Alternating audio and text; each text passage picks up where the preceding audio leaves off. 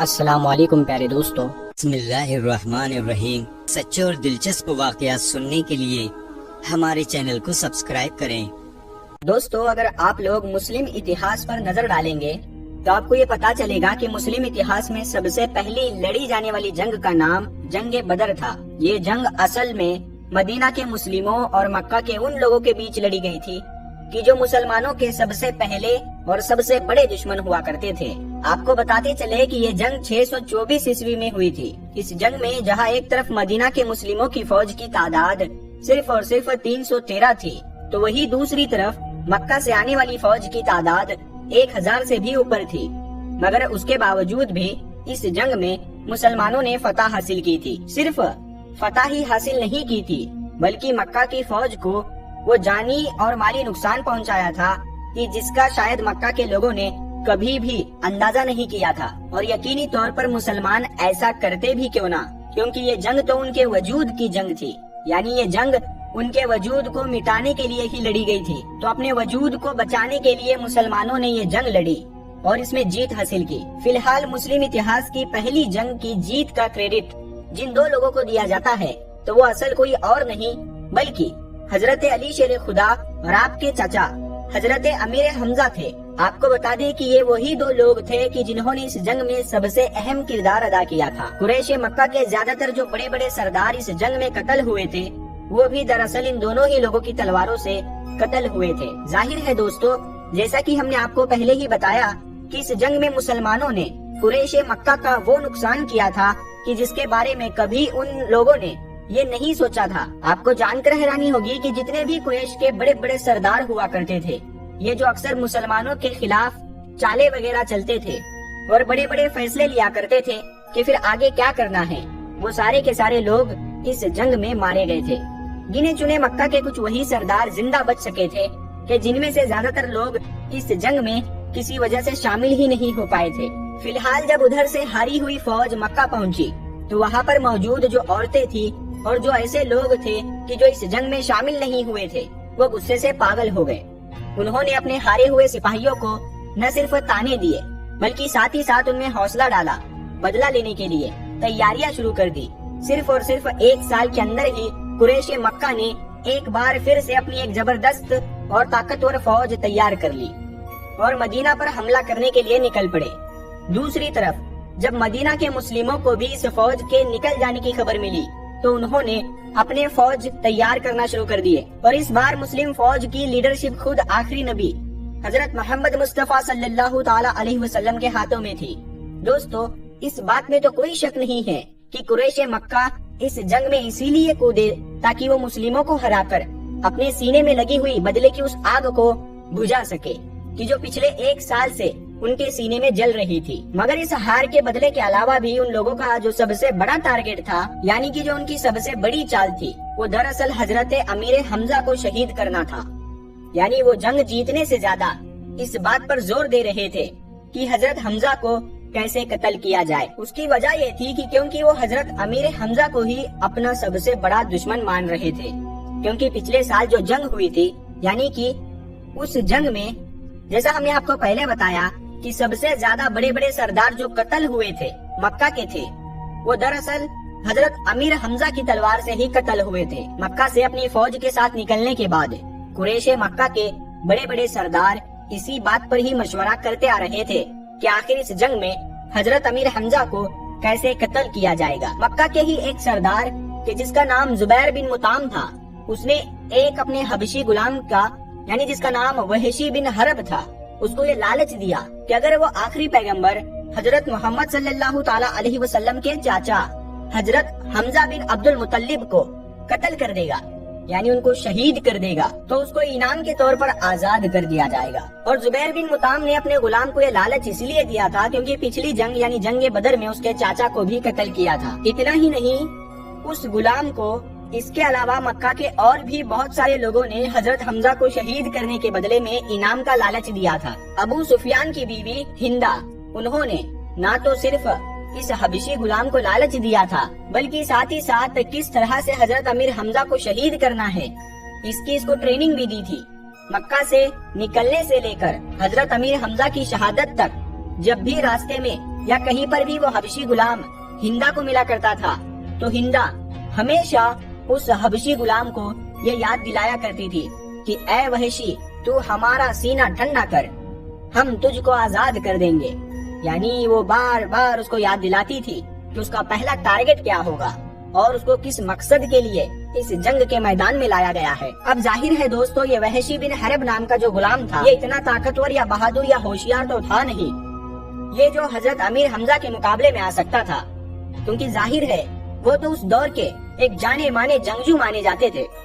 مگر پھر بھی اس غلام کے پاس ایک ایسا ہنر تھا کہ جس کے بھروسے پر اس نے مکہ کے لوگوں سے حضرت امیر حمزہ کو شہید کرنے پر حامی بھری تھی۔ وہ ٹیلنٹ یہ تھا کہ دراصل یہ بہت دور سے ہی نشانہ لگا کر اپنے نیزے کو یعنی اپنے بھالے کو اس طرح سے پھینکتا تھا کہ اس کا یہ نشانہ کبھی بھی نہیں چکتا تھا۔ فی الحال دوستو، جنگ احد کے نام سے مشہور مسلم ہسٹری کی یہ سب سے بڑی دوسری جنگ شروع ہوئی۔ اس جنگ میں ایک طرف مسلموں کی تعداد 700 کے قریب تھی اور وہی دوسری طرف قریش مکہ کی تعداد لگ بھگ 3000 کے قریب تھی۔ جنگ شروع ہونے سے پہلے آخری پیغمبر حضرت محمد مصطفیٰ صلی اللہ تعالی علیہ وسلم نے 50 تیر اندازوں کو ایک پہاڑی جبل روما پر کھڑا کیا اور ان کو یہ نصیحت کی کہ چاہے جنگ میں کچھ بھی ہو جائے، یعنی ہم ہارے یا ہم جیتے، کچھ بھی ہو جائے، تم لوگوں کو یہاں سے نہیں ہٹنا ہے، یہاں پر ہی کھڑے رہنا ہے۔ یہ اسی لیے کیا گیا تھا کیونکہ وہاں یہ خطرہ تھا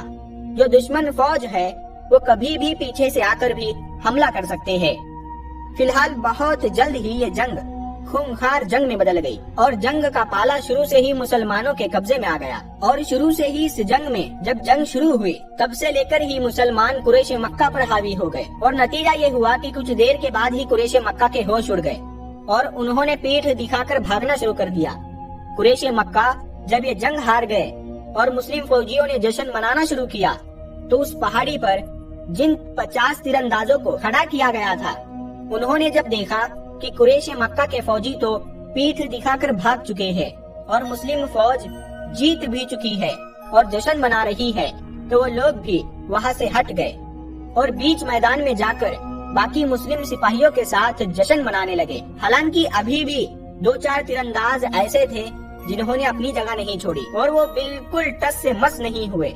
اب ظاہر ہے دوستو، زیادہ تر تیر انداز وہ جگہ چھوڑ چکے تھے اور ہونا بھی وہی تھا جس کا پہلے سے ہی خطرہ ستا رہا تھا۔ تھوڑی ہی دیر کے اندر مکہ کی فوج میں موجود ایک ایسا سپہ سالار کہ جس کو سب سے زیادہ ہوشیار اور قابل مانا جاتا تھا، اس کی نظر اس کے اوپر پڑ گئی اور ظاہر ہے وہ شاید اسی فراق میں لگا ہوا تھا۔ پھر کیا تھا دوستو، اس نے اپنے ساتھ گھڑ سوار جنگجوؤں کو لیا اور پیچھے سے جا کر سیدھا حملہ کر دیا۔ یہ حملہ اتنا زیادہ خطرناک تھا کہ مسلمان اس حملے کو برداشت نہ کر سکے۔ دوسری طرف جو مکہ کی جو زمینی فوج تھی وہ پیٹھ دکھا کر بھاگ رہی تھی، اس نے جب یہ منظر دیکھا تو وہ بھی فوراً واپس آ گئی اور ان میں ایک دم سے جان آ گئی۔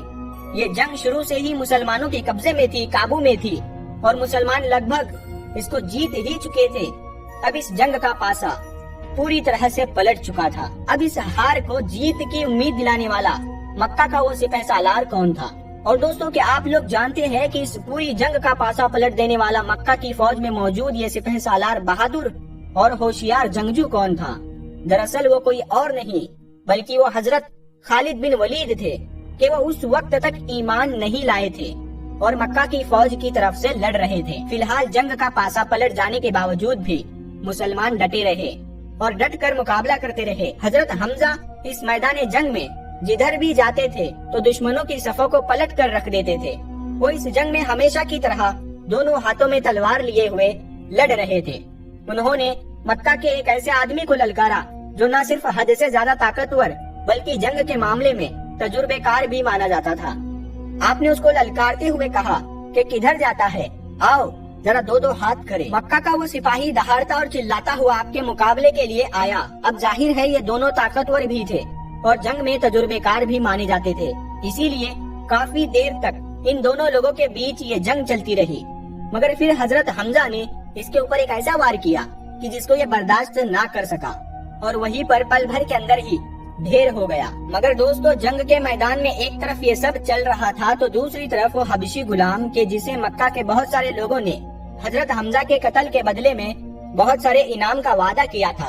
وہ ابھی بھی حضرت حمزہ کے پیچھے ہی لگا ہوا تھا۔ چپکے چپکے وہ دور سے حضرت حمزہ کو ہی دیکھ رہا تھا اور دور سے ہی وہ اس تلاش میں تھا کہ کب اس کو وہ موقع ملے اور کب وہ اپنے نیزے والے ہنر سے ان کو شہید کر دے۔ آخر کار حضرت حمزہ ابو نیار سے لڑ رہے تھے، تو جب آپ نے اس کے اوپر آخری وار کیا کہ جس سے وہ قتل ہوا، تو اسی لمحے میں آپ اس کو قتل کرنے کے بعد پتھر سے ٹھوکر کھا کر زمین پر گر گئے تھے، اور جیسے ہی آپ زمین سے اٹھ رہے تھے تو اس وحشی غلام نے موقع پا کر اسی لمحے میں اچانک اس نیزے سے وار کیا۔ یہ وار سیدھا امیر حمزہ کو جا لگا اور ان کے جسم سے آر پار ہو گیا۔ آپ نے اپنے قاتل کو دیکھ بھی لیا تھا، اسی وجہ سے دوبارہ اٹھنے کی کوشش کی اور آپ نے قاتل کی طرف بڑھنے کی کوشش کی، مگر آپ نہ بڑھ سکے اور پھر سے زمین پر ہی دھیرے دھیرے گر گئے، اور اسی طرح سے آپ کی شہادت ہو گئی۔ حضرت امیر حمزہ رضی اللہ تعالیٰ عنہ کی شہادت پر شہر مکہ نے بے انتہا خوشیاں منائی، اور وہ ہندا نام کی جو عورت تھی اس نے آپ کے ناک کان کاٹ لیے اور ان کے پیٹ کو چاک کر کے اس کو چیر کر اس سے کلیجہ اور جگر نکال لیا اور کلیجے کو چبا کر اس کو نگلنا چاہا، مگر ہندا ایسا نہ کر سکی۔ اس کے بعد ناک کان اور اس طرح کے دوسرے سبھی باڈی پارٹ جو تھے ان سبھی کا ہار بنا کر ہندا نے اپنے گلے میں پہنا، اور ہندا خوشی سے جھوم اٹھی اور کہا کہ اے حمزہ، ہم نے تجھ سے بدر کا بدلہ لے لیا، اور ایک جنگ کے بعد دوسری جنگ کے شعلے تو بھڑکتے ہی ہے، اور اپنے بیٹے کی جدائی پر چین نہیں آتا تھا، مگر آج میرا دل مطمئن ہو گیا ہے۔ دراصل دوستو، یعنی جنگ بدر میں جو پچھلی جو جنگ ہوئی تھی اس میں مکہ والوں کی طرف سے اگر سب سے زیادہ کسی کا جانی نقصان ہوا تھا تو وہ یہ ہندا ہی تھی، کیونکہ ہندا کا کوئی ایک اپنا قتل نہیں ہوا تھا، بلکہ باپ، چاچا، بھائی، بیٹا سب کچھ قتل ہو گیا تھا۔ یہی وجہ تھی کہ یہ ہندا حضرت امیر حمزہ کے قتل کے بدلے میں اس حبشی غلام کو بڑے سے بڑا انعام دینے کے لیے تیار تھی۔ پیارے دوستو، جب اللہ کے نبی حضرت محمد صلی اللہ تعالی علیہ وسلم کی نظر حضرت امیر حمزہ یعنی انہوں نے اپنے چاچا کے جسم کو الگ الگ ٹکڑوں میں میدان پر پڑا ہوا دیکھا تو ان کی آنکھوں سے آنسو نکل آئے، اور غم کی وجہ سے آپ کی حالت ایسی ہو گئی کہ آپ کو دیکھنے کے بعد وہاں موجود سبھی صحابہ اپنی آنکھوں سے آنسو نہ روک سکے، اور وہاں موجود سبھی لوگ زاروں قطار رونے لگے۔ آپ نے اپنے پیارے چاچا کے شہید جسم مبارک کی طرف دیکھتے ہوئے کہا کہ اللہ کی رحمت آپ کے اوپر نازل ہو۔ آپ رشتہ داروں کا خیال رکھا کرتے تھے اور آپ ہر نیک کام میں سب سے آگے رہا کرتے تھے۔ اگر مجھے اپنی پھوپھی حضرت صفیہ کا غم نہ ہوتا تو میں تمہارے جسم مبارک یعنی جسم کے حصوں کو ایسے ہی میدان میں بکھرے رہنے دیتا، تاکہ یہاں پر آنے والے پرندے اور درندے ان کو کھا جائے، اور قیامت کے دن تم انہی کے پیٹ سے اٹھائے جاؤ۔ خدا کی قسم میں تمہارے بدلے کفار کے 70 لوگوں کا مسئلہ کروں گا۔ حالانکہ دوستو، پیارے نبی صلی اللہ تعالی علیہ وسلم نے بعد میں اپنے اس ارادے کو بدل دیا تھا۔ نہ صرف اپنے اس ارادے کو بدل دیا تھا بلکہ اس قسم کے بدلے میں کفارہ بھی ادا کیا تھا۔ وہ اسی لیے کیونکہ آپ نے جیسے ہی یہ وعدہ کیا تھا تو فوراً اللہ کی طرف سے وہی نازل ہو گئی تھی، جس کے بعد نہ صرف حضرت محمد صلی اللہ تعالی علیہ وسلم نے اپنا فیصلہ بدل لیا تھا بلکہ مسلمانوں کو بھی یہ حکم دیا تھا کہ لاش کا مسئلہ نہیں کیا جائے گا، کیونکہ کسی بھی جسم کا مسئلہ کرنا یعنی ٹکڑے کرنا جائز نہیں ہے۔ تو یہ تھا آج کا واقعہ۔ دوستو، اگر واقعہ پسند آیا ہو تو اس ویڈیو کو لائک کریں، کمنٹ کریں اور شیئر کریں، اور اسی طرح کے سچے اور دلچسپ واقعات سننے کے لیے ہمارے چینل کو سبسکرائب کریں۔ السلام علیکم ورحمۃ اللہ وبرکاتہ۔